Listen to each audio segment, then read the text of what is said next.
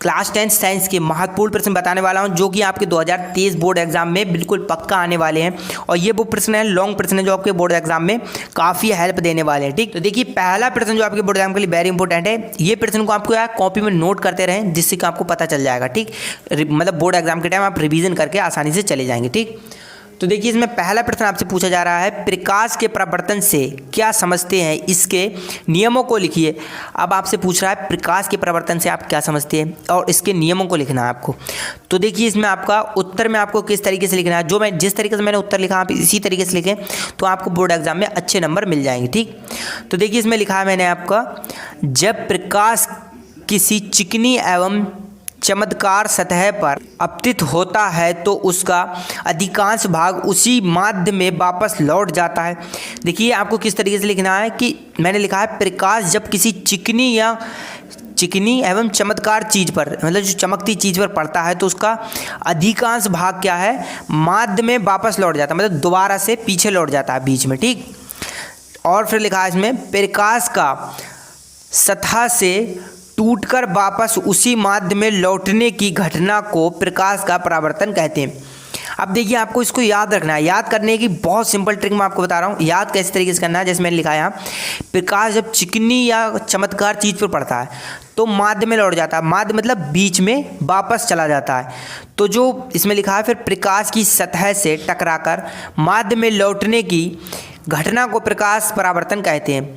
तो जो माध्य में मतलब बीच में लौटने की घटना होती है उसको क्या आप कहते हैं, प्रकाश का परावर्तन कहते हैं। ठीक, समझ गए आप, मतलब जब प्रकाश आ रहा है किसी चीज़ पे पड़ रहा है और उससे बीच में ही लौट के चला जा रहा है पढ़ने से पहले, तो उसको क्या कहेंगे आप, प्रकाश का परावर्तन। सिंपल है, इस तरीके से आप लिखेंगे तो आपको अच्छे खासे नंबर मिल सकते हैं। ठीक, और अब देखिए क्या इसमें, इसके नियमों को लिखिए। अब आपको इसके नियमों को लिखना है, तो इसके नियम को आपको लिखना है इस तरीके से, प्रकाश परावर्तन के नियम, हेडिंग डालिए आपने। अब आपको लिखना है प्रकाश परावर्तन के 2 नियम होते हैं। बस सिंपल इस तरीके से लिख देना आपको, प्रकाश परावर्तन के 2 नियम होते हैं। लिखने के बाद अब आपको ये आपका आंसर क्लियर हो गया, पक्का हो गया। ठीक, तो ये पहला आंसर आपका पक्का हो गया। ठीक, कि प्रकाश के परावर्तन से आप क्या समझते हैं, इसके 2 नियम लिखना। तो इसको आप कॉपी में नोट कर लें और वैसे भी आप इसको याद करेंगे, बड़ा सिंपल है, इसको आसानी से याद कर सकते हैं। ठीक, फिर देखिए दूसरा प्रश्न जो आपके बोर्ड एग्जाम के लिए वेरी इंपॉर्टेंट है वो है आपका, उत्तल लेंस को अभिसारीय लेंस तथा अवतल लेंस को अपसारीय लेंस क्यों कहा जाता है। अब आपको बताना है कि जो उत्तल लेंस है उसको अभिसारीय और अवतल लेंस को अपसारीय क्यों कहा जाता है, इसमें मतलब क्या डिफरेंस है, बीच में क्या है, इनका अंतर क्या है। तो यहाँ आपको उत्तर लिखना है, उत्तर लिखने के बाद आपको लिखना है उत्तल लेंस, हेडिंग डालना है आपको उत्तल लेंस, फिर लिखना है ये बीच में मोटा तथा किनारे पर पतला होता है, ये प्रकाश किरणों को अभिसारित करता है अर्थात एक ही बिंदु पर मिला देता है। अब आपको किस तरीके से लिखना है, मतलब उत्तल लेंस में ये बीच में मोटा होता है और किनारे पर पतला होता है। ठीक, और ये प्रकाश की किरणों को अपसारित करता है, मतलब पकड़ता है और उसको क्या एक ही बिंदु में मिला देता है, मतलब प्रकाश की किरणों को इकट्ठा करता है और उसको एक ही बिंदु में मिला देता है। ठीक, इस तरीके से आपने ये लिखा। अब आपको लिखना है अवतल लेंस, अवतल लेंस डालने के बाद अब आपको लिखना है ये बीच में पतला तथा किनारे पर मोटा होता है। ये क्या था, ये बीच में मोटा था और ये बीच में पतला है। इसका क्या थोड़ा सा बस इसका इधर एक को आपको याद करना और दूसरे को आप आसानी से लिख सकते हैं क्योंकि उल्टा करना है आपको। ठीक, तो इसमें लिखना है ये बीच में पतला तथा किनारे पर मोटा होता है, ये प्रकाश किरणों को अपसारित करता है अर्थात उसे फैला देता है। ये क्या अभिसारित कर रहा था और ये अपसारित कर रहा है, ये एक बिंदु पर मिला दे रहा था, ये एक बिंदु से फैला दे रहा है। ठीक, सिंपल है, एक को आपको याद करना और दूसरे को आप आसानी से लिख सकते हैं क्योंकि आपको इसका खाली उल्टा करके आपको लिखना है। ठीक, तो आपको पता चल गया इसको किस तरीके से लिखना है। तो आपको अब समझ में आ गया होगा कि प्रकाश को उत्तल लेंस को अभिसारीय तथा अवतल लेंस को अपसारीय क्यों कहा जाता है। ठीक, तो आपका ये भी आंसर क्लियर हुआ। अब देखिए अब मैं आपको बता दूँ तीसरा प्रश्न आपको किस तरीके से लिखना है, नेत्र की समंजन क्षमता से आप क्या समझते हैं। आपको बताना है नेत्र मतलब जो आँख है उसकी समंजन क्षमता से आप क्या समझते हैं। तो इसमें आपका उत्तर आपको लिखना है, किसी वस्तु को स्पष्ट देखने के लिए ये आवश्यक है, मतलब अगर किसी वस्तु को आप देखना चाहेंगे तो बिना आँख के थोड़ी देख सकते हैं। ठीक, तो इसमें आपसे यही कह रहा है कि आपको इसी तरीके से लिखना है कि किसी वस्तु को स्पष्ट देखने के लिए ये आवश्यक है, मतलब महत्वपूर्ण है। ठीक, महत्वपूर्ण है कि इसका प्रतिबिंब रेटिना पर बनता है। आँख की मांसपेशियां द्वारा नेत्र लेंस की फोकस दूरी आवश्यकता अनुसार इस प्रकार समंजित हो जाती है। अब आपसे क्या कह रहा है कि इसका प्रतिबिंब है जो रेटिना पर ही बनता है। जो आपका आँख में एक रेटिना होता है, तो आँख का जो भी प्रकाश है, जिस चीज़ को हम देख सकते हैं, उसका क्या है प्रतिबिंब, उसकी लाइट हमारे कहाँ पड़ती है, रेटिना पर पड़ती है। आँख के पश्चिमाभिक मांसपेशियों द्वारा नेत्र लेंस की फोकस दूरी आवश्यकता अनुसार ही समंजित हो जाती है। और इसकी जो नेत्र की फोकस दूरी है वो आवश्यकता अनुसार समंजित हो जाती है, मतलब बढ़ जाती है। ठीक, कि वस्तु आँख के, देखिए इसमें लिखा है कि वस्तु आँख से चाहे दूर हो या पास, उसका प्रतिबिंब सदैव रेटिना पर ही बनता है।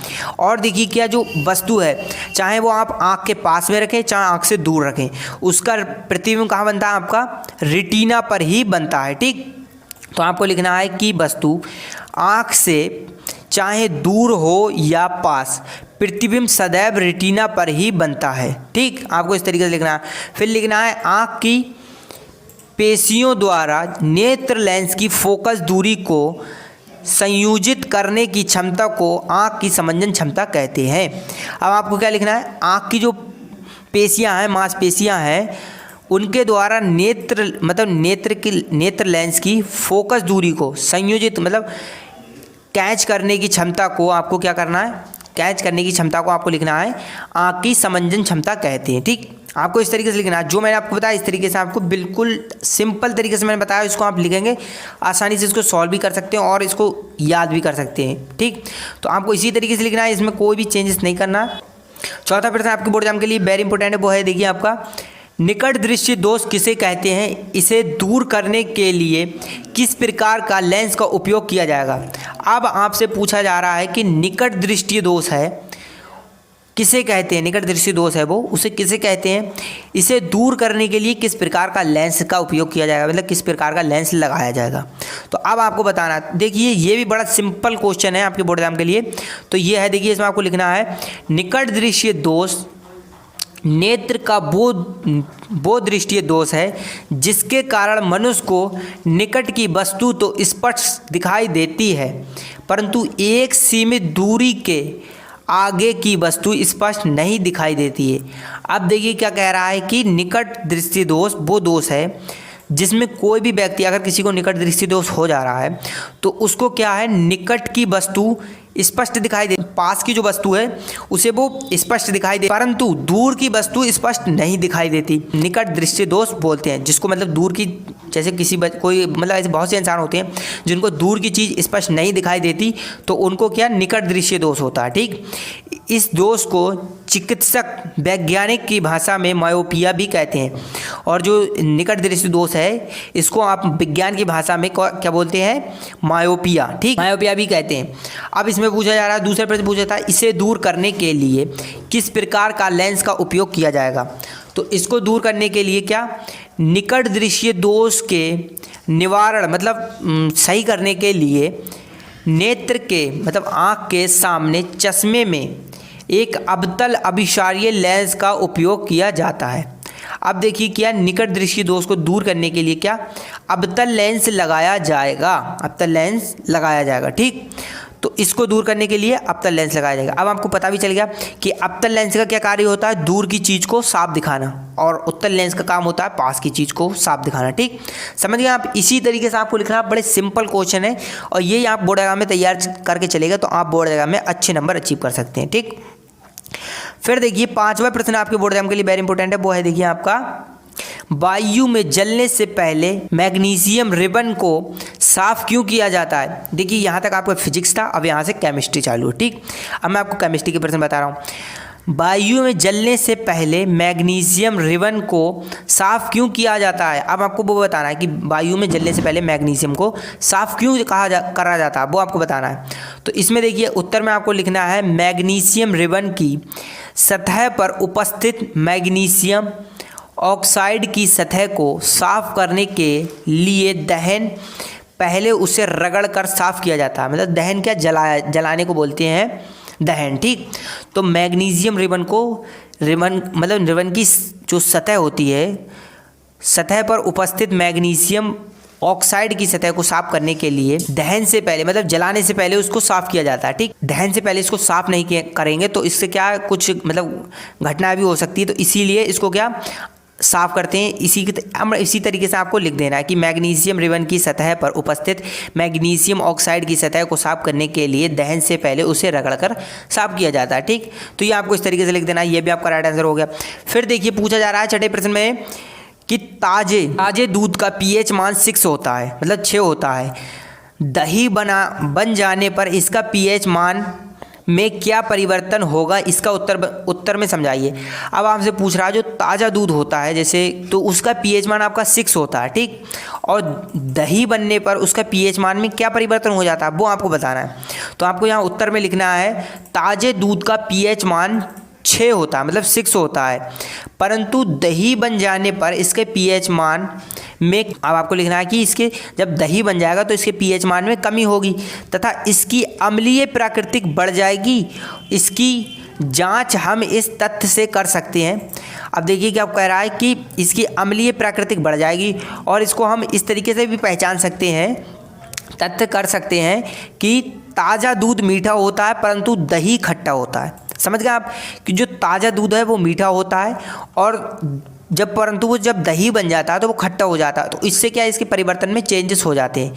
तो यही तो पूछ रहा था, दही बनने पर पीएच मान में क्या परिवर्तन हो जाता है। तो आपको बस इसी तरीके से लिख देना है कि ताजे दूध का पीएच मान 6 होता है, परंतु दही बन जाने पर पीएच मान में कमी होगी तथा इसकी अम्लीय प्राकृतिक बढ़ जाएगी और इसकी जाँच करने पर पता चलेगा कि ताज़ा दूध मीठा होता है तथा परंतु दही खट्टा होता है। तो इससे ही आपको पता चलेगा कि ताज़ा दूध मीठा होता है और दही खट्टा होता है, तो इसमें क्या चेंजेस होगा। ठीक, फिर देखिए आपका 7वां प्रश्न जो आपको बोर्ड एग्जाम के लिए वेरी इंपॉर्टेंट है वो है, देखिए आपका आधुनिक आवर्ती नियम लिखिए। अब पूछ रहा आधुनिक आवर्ती नियम लिखना है आपको, तो वो देखिए किस तरीके से लिखना है।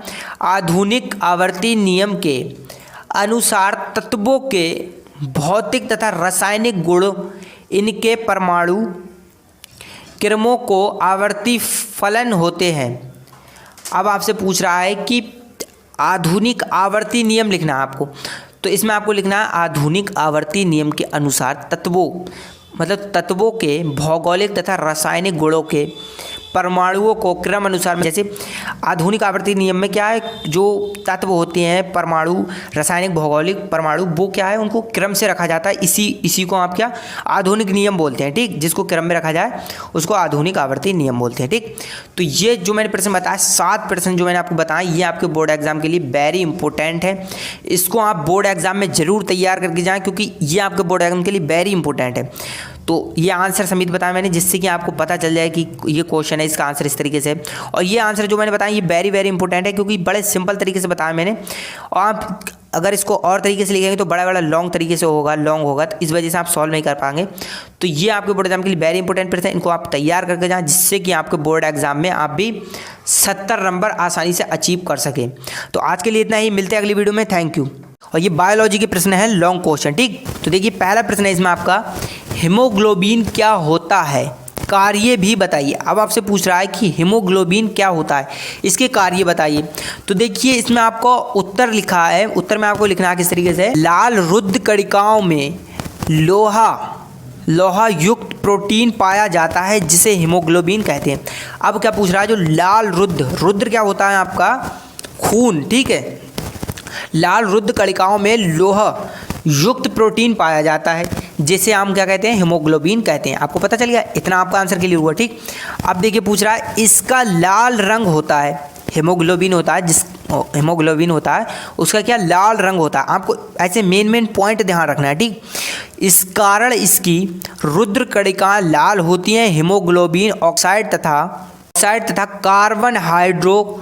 कार्बन डाइऑक्साइड के परिवहन में भाग लेते हैं। अब देखिए क्या पूछ रहा है इसमें कि जो इसका रंग होता है हीमोग्लोबिन का वो क्या होता है, लाल होता है तथा इसकी रुद्र कणिकाएं लाल रंग की होती हैं क्योंकि जब इसका लाल रंग होगा तो इसकी कणिकाएं भी लाल होगी। ठीक, तो हीमोग्लोबिन ऑक्साइड तथा कार्बन डाइऑक्साइड के साथ परिवहन में भाग लेती हैं। ठीक, इस तरीके से लिखना है।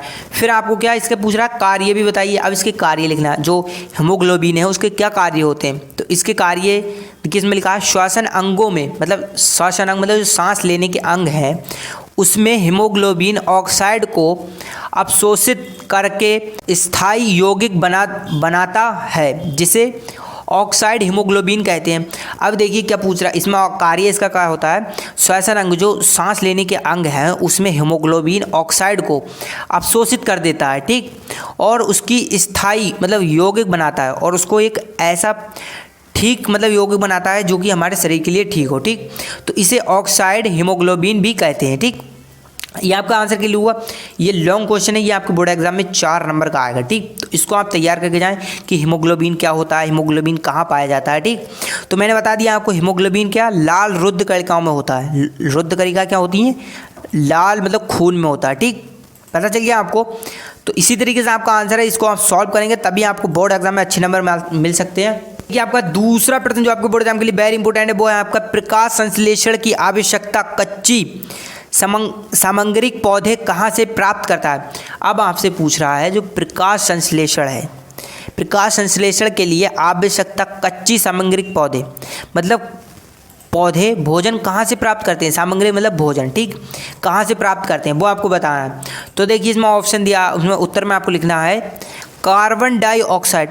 कार्बन डाइऑक्साइड आपको हेडिंग डालनी है। ठीक, प्रकाश संश्लेषण के उसमें कार्बन डाइऑक्साइड पदप वातावरण से CO2 रंध्र द्वारा प्राप्त करते हैं। मतलब रंध्र होते हैं वो क्या, छिद्र होते हैं, छोटे छोटे छिद्र। ठीक, उसके द्वारा कार्बन डाइऑक्साइड से क्या CO2 ऑक्सीजन प्राप्त करते हैं। ठीक, पता चल गया आपको। फिर दूसरी हेडिंग में डालना है जल तथा क्लोरोफिल। अब जल तथा क्लोरोफिल जो 2 हेडिंग है आपको। ठीक, तो इसमें आपको लिखना है हरी पत्तियों में क्लोरोप्लास्ट होता है। आपको फिर देखिए हेडिंग में डालनी है, मतलब जल तथा क्लोरोफाइड में हेडिंग में आपको डालना है हरी पत्तियों में क्लोरोफाइड होता है जिसमें क्लोरोफिल मौजूद होता है। क्या इसमें आपको लिखना है जल और क्लोरोफाइड के हेडिंग में हरी पत्ती जो मतलब हरे पत्ते होते हैं उसमें क्लोरोफाइड होता है। ठीक, जिसमें क्लोरोफिल मौजूद होता है। जब क्लोरोफाइड होगा तो उसमें क्या क्लोरोफिल मौजूद होगा अपने आप से। ठीक, तो ये हेडिंग डालना है। तो इससे भी आप भोजन प्राप्त करते हैं। फिर क्या किससे प्राप्त करते हैं, सूर्य के प्रकाश से। पौधे जो होते हैं वो कहाँ से ज़्यादातर भोजन प्राप्त करते हैं, सूर्य के प्रकाश से। पता चलिए आपको। ये 3 हेडिंग डालना, आपने 3 हेडिंग डाली 4 नंबर आपको आसानी से मिल जाएंगे। ठीक, तो क्या ये मतलब भोजन से सूर्य के प्रकाश से भी भोजन प्राप्त करते हैं। तो ये आपका राइट आंसर हो गया। इस तरीके से आपको आंसर लिखना है जिस तरीके से बता रहा हूँ, आपको बोर्ड एग्जाम में अच्छे नंबर अचीव कर सकेंगे। ठीक, तीसरा प्रश्न जो आपके बोर्ड एग्जाम के लिए वेरी इंपॉर्टेंट है वो आपका जनन किसे कहते हैं, मतलब जनन किसे कहते हैं वो बताना है। जनन किसे कहते हैं प्रकार को भी बताइए। अब आपसे पूछ रहा है जनन किसे कहते हैं, इसके प्रकार भी बताइए। तो इसका उत्तर में आपको लिखना है वो प्रक्रिया जिसमें सजीवों को एक पीढ़ी दूसरी पीढ़ी को उत्पन्न करती है जनन कहलाती है। अब देखिए क्या सिंपल तरीके से मैं आपको बताऊं तो इसका है कि एक सजीव मतलब एक जीव जो दूसरे जीव को पैदा करता है उसको क्या जनन कहते हैं। पता चल गया आपको सिंपल तरीके से। क्या पूछ रहा था जनन किसे कहते हैं, तो एक जीव जो दूसरे जीव को पैदा करे उसको जनन कहते हैं। अब क्या पूछ रहा है प्रकार बताइए। जनन के मुख्य रूप से 2 प्रकार होते हैं। ठीक, आपको इस तरीके से लिखना है। कौन से होते हैं वो आपको लिखना है। पहले देखिए आपका क्या होता है लैंगिक, वो अलैंगिक जनन और लैंगिक जनन को। तो जनन के कितने प्रकार होते हैं, 2 प्रकार होते हैं, अलैंगिक जनन और लैंगिक जनन। ठीक, और आपको पता चलिए जनन किसे कहते हैं, एक मतलब एक जीव दूसरे जीव को पैदा करे या उत्पन्न करे उसको क्या जनन कहते हैं। समझ गए आप। इसी तरीके से आपको लिखना, आप बोर्ड एग्जाम में अच्छे नंबर अचीव कर सकते हैं। और बड़े सिंपल तरीके से मैंने जो आंसर लिखे हैं जिससे आपको बोर्ड एग्जाम में दिक्कत ना हो और आसानी से याद करके चले जाएं। ठीक, देखिए आपका चौथा प्रश्न जो आपके बोर्ड एग्जाम के लिए वेरी इंपॉर्टेंट है वो है जीवाश्म क्या है, ये किस प्रकार बनते हैं। अब पूछ रहा है जीवाश्म क्या है, ये किस प्रकार बनते हैं वो आपको बताना है। तो इसको आपके उत्तर में आपको लिखना है जब कोई जीव मृत होता है मतलब मरा हुआ होता है तो उसके शरीर के कुछ भाग आसानी से अपघटित हो जाते हैं और कुछ भाग अपघटित नहीं होते। मतलब क्या पूछ रहा है कि जो मरा हुआ जीव होता है, मृत जीव होता है, उसके कुछ भाग होते हैं जो आसानी से अपघटित हो जाते हैं और कुछ भाग अपघटित नहीं होते। जब अन अपघटित भाग कीट मिट्टी में मतलब कीचड़ मिट्टी में परीक्षित हो जाता है तो लंबे समय के बाद कठोर हो जाता है। अब देखिए क्या बहुत सारे हमने ऐसे जानवर देखे होंगे जो मतलब कीच में पड़े होते हैं, उनकी शरीर पर एक मोटी सी परत बन जाती है कीच की, ठीक, कीच की मिट्टी होती है उसकी परत बन जाती है, वो क्या होती है, कठोर बन जाती है कुछ समय बाद, और जीवाश्म कहते हैं। जो वो मोटी परत उनके खाल पर जम जाती है उसको क्या जीवाश्म बोलते हैं। समझ गए आप किस तरीके से, ठीक है। ये एक प्रकार के कठोर अपशिष्ट द्वारा दीप्त होती है, ठीक। आपको इसी तरीके से लिखना है। क्या है जो मैंने बताया कि जब कोई जीव मर जाता है तो उसके शरीर पर कुछ आसानी से भाग अपघटित हो जाते हैं, मतलब कुछ आसानी से भाग पानी में पड़े पड़े सड़ जाते हैं, या मतलब समझ लो अपघटित का मतलब ख़त्म हो जाते हैं, समझ गए। और कुछ भाग नहीं घटते, तो उनका क्या है, उनको कीट मतलब कीचड़ मिट्टी में परीक्षित हो जाते हैं और तो लंबे समय के बाद कठोर हो जाता है, मतलब कुछ जैसे इनकी कुछ हड्डी वगैरह है वो रह जाती है, तो वो कुछ समय बाद क्या है अपने आप से ही गलना शुरू हो जाती है, तो उसको क्या जीवाश्म कहते हैं, ठीक। समझिए आप। अब देखिए 5वां प्रश्न जो आपको एग्जाम के लिए वेरी इंपॉर्टेंट है वो है, देखिए आपका समजात तथा समरूप अंगों को उदाहरण सहित बताइए। पूछ रहा है समजात तथा समरूप अंग कौन से हैं, इनको उदाहरण सहित बताना है आपको।